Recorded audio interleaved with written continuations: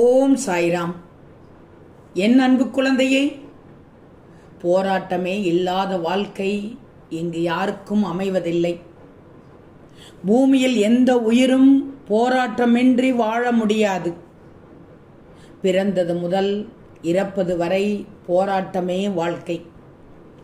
போராட்டத்தில் பிறந்து போராட்டத்தில் வளர்ந்து போராட்டத்தில் மடிவதே வாழ்க்கையின் இயல்பு.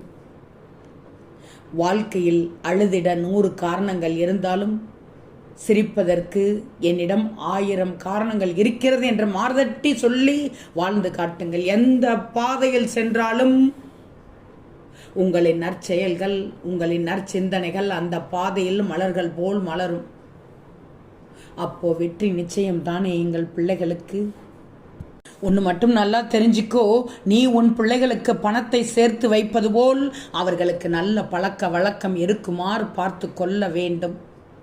சூழ்நிலை பதட்டப்பட வைத்தாலும் நீங்கள் பதட்டப்படாமல் சமாளிப்பதுதான் நல்ல பலன்களை தரும்.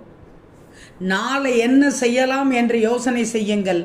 நாளை என்ன நடக்குமோ என்று நினைக்கக்கூடாது.